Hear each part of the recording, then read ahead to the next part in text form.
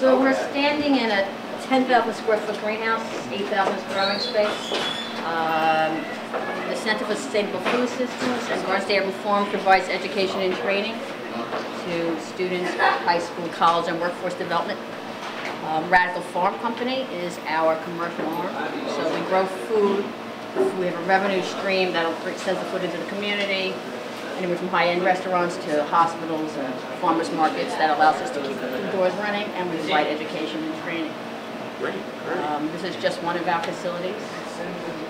So I'm going to show you, the greenhouse. You haven't even had a chance to show you greenhouse 2. Good, how are you? Most of the folks you see in here are either students from Seton Hall Upward Bound program, high school students from Orange, East Orange, and Irvington. And most of the trainers here are from Essex County College. We've trained over 150 Essex County College students, providing education, contextual work for them, and then they come to work for us as trainers and mentors. And then just show them maybe with the Radical box. These actually sell right at Whole Foods. Right, so we sell out greens at Whole Foods, and farmers markets and everything in between. It goes out on the root ball, so it's a living salad. So this greens, until you cut this at home or in the restaurant, it's a living, breathing plant, so it's completely nutritious and healthy. And it stays for 10 days. For 10 days. I had it in my own house. It's amazing. So you're getting fresh lettuce in your own house. Without even putting it in the fridge. One of the great things, I think, we really need to work on this is getting this food into corner stores and bodegas, because a lot of times, I'm sure you know, these stores can't afford refrigeration. They can't afford space. You know, if you go to Whole Foods, in any place, any of the stores in New Jersey or New York, we have these towers, and these greens are there, and they're, without refrigeration. That should be in a corner store. So we're standing in a 4,000 square foot greenhouse. This is a NFT, a nutrient film technique system. It's a hydroponic system. In this greenhouse, we harvest approximately 1,600 pounds of greens a month. Wow. We can harvest them, really see how closely they're planted, because they're growing in water, and they don't have to compete with soil. The water we use is 1/10 of what you would need if you were growing in the field. And to grow this much food in New Jersey, you would need 7 acres, and square acres like 42,000 plus feet. We're talking about 4,000, so you would need this. Think about that number. Incredible. We have a 4 to 6 week turnaround in this greenhouse. And what's conventional turnaround in soil? 6 to 8. 6 to 8 weeks for lettuce. So we're about 20% faster. We can grow year round. That's why we can grow that much food. It's really sustainable. So there's 150 gallons of water in here. Our students, our interns, our workers every day. This is why it's great for STEM education. They learn that any living thing needs to have the pH regulated, just like you might, and need to be hydrated, and need to have the appropriate amount of nutrients. Not too much, not too little.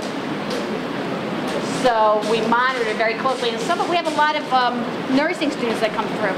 And one of our nursing students said the thing that they really learned was to be precise, because you use all these instruments. And they record data just like you would do in your health care. So if you're thinking that's patient. So we teach our students not to give too much food in the morning or too little at night. Every day we have this kind of bandwidth. So we have, as I say, high school and college students coming in every day working through this greenhouse. And Michael can talk a little bit about our education. We're really, really, really proud of our education and workforce development program.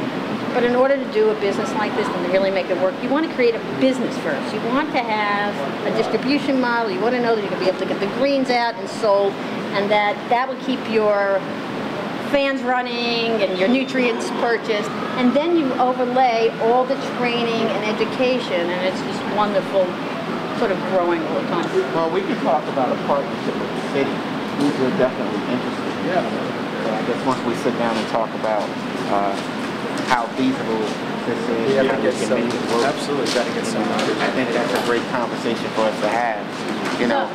What I'm looking at is the educational component, as well as creating jobs. you know, there's a lot of ways our students and our residents can benefit from this.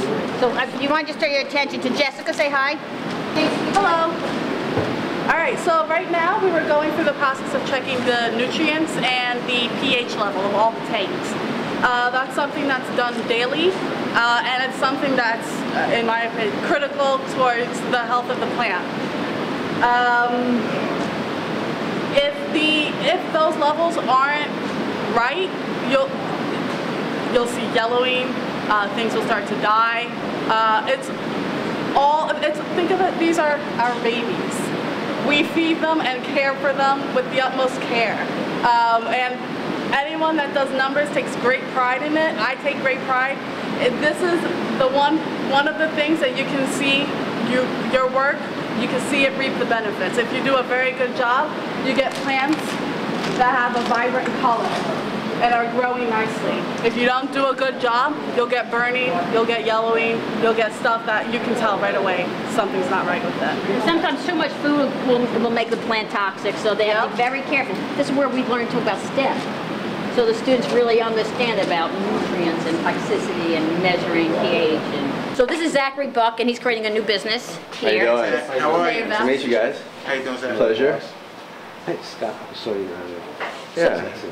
So can you explain about, I was telling them a little about aquaponics. Yeah. I've always liked you to talk about aquaponics. So if you want to show them the fish, and really quickly, it's hot in there, right? Yeah. But you can explain a little bit what you're doing here. In simple terms, aquaponics is an organic form of hydroponics where you're replicating a small piece of the ecosystem. The same nitrogen cycle that occurs in soil and in the waterways outside is what we're doing in a closed loop hydroponic system, but the fish waste is food for the plant, and the plants clean the water for the fish. So it's a very elegant system, and we're trying to develop a a process that's commercially viable. And that uses less water than the hydroponics? It uses the same amount of water, pretty much, more or less. Less nutrients. What's the advantage? Well, The advantage is it's organic, and it's also it's a living ecosystem.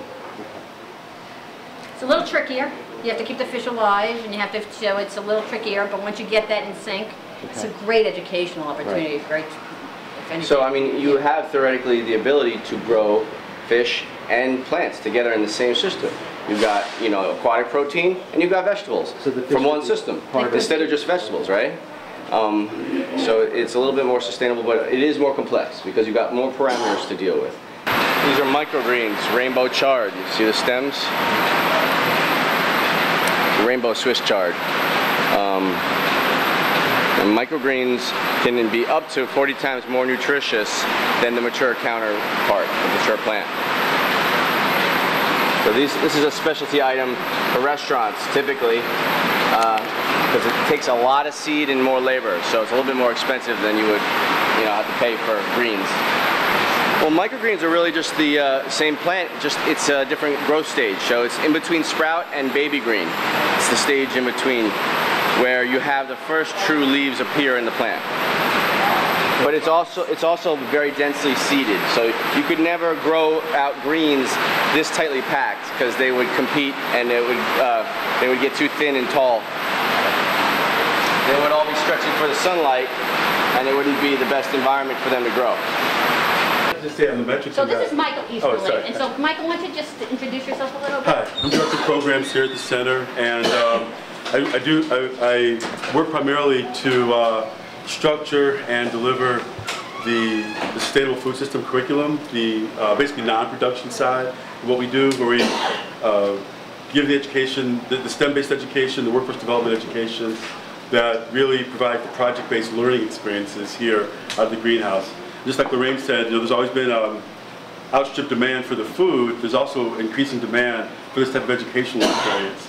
And the thing that really makes us unique as an education provider is that this is a commercial enterprise. There's a lot of entities that maybe are teaching gardening skills out of a community garden where they don't have that economic component at the end, or there's some that are just purely classroom-based that, again, don't provide the opportunity to show the whole life cycle of the enterprise side of this work. And to that point, you made that point about getting the producers or getting the institutional buyers on board.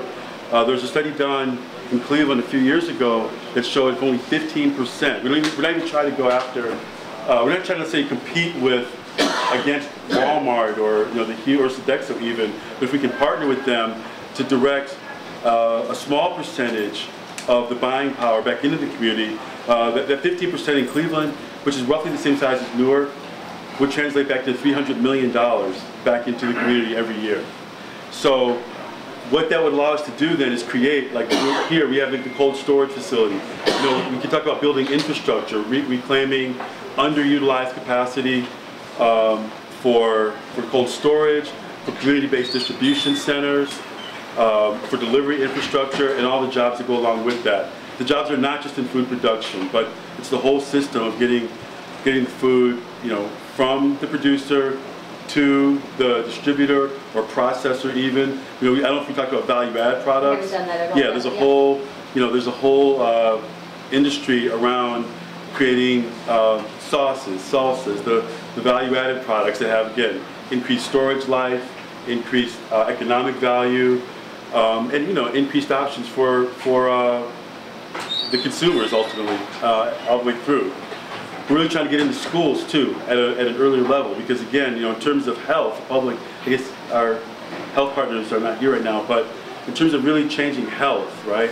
We have to. It's one thing to grow it, but I'm sure everyone's been to a party or some kind of social function where there's a big pot of macaroni and cheese, a big pot of fried chicken, and then a big pot of salad, and at the end of the day, the salad is all still left. So my point is that it's not just about access. I mean, even when there is access, we have to change habits, we have to change culture, we have to change our relationship with food, with healthy food, and to be able to demonstrate how eating better really does have an impact in our lives. And again, there is research that clearly shows that youth at every age, people at every age, are more inclined to eat more local produce if they're involved in growing. I mean, not local, they're going to eat more vegetables if they grow more vegetables. It seems kind of natural, intuitive, but again, there is data that shows that. So just getting people involved in the production increases the health benefit, not only from what you intake, but just the physical work of doing the gardening or the farming creates improved health outcomes. There's also been studies that shown how public safety is improved, especially when we talk about transforming vacant lots. Like the demonstration we're doing out here right now, I hope we'll get a chance to go see that. Yeah. So it's been shown that, and again, our security folks could chime in or confer that when you have a dark, vacant, abandoned lot, it naturally attracts unsavory activities. And when those things are taken away, there's a direct correlation to crime going down in the immediate area and the surrounding areas. So what we're doing here is creating sustainable systems. The food production is the core of what we do, but we're creating opportunities here that increase. We always talk about triple bottom line. We talk about the value, the economic value. We do sell everything that's going out, but we also talk about the environmental impact. Again, we're using less water, less resources to get more food production. And then also there's a social justice aspect. We are creating opportunities to have living wages. Everybody here is making more than minimum wage. We strive to create livable wages in everything that we do so that, again, it's fairness to the people, to the environment, and to the business itself. And those are the kind of philosophy, the ideals that we are manifesting here at the center. This is what we're able to do by, again, everything that we do is hands-on. We don't just talk about it, we provide the opportunities to demonstrate and get hands-on into the learning.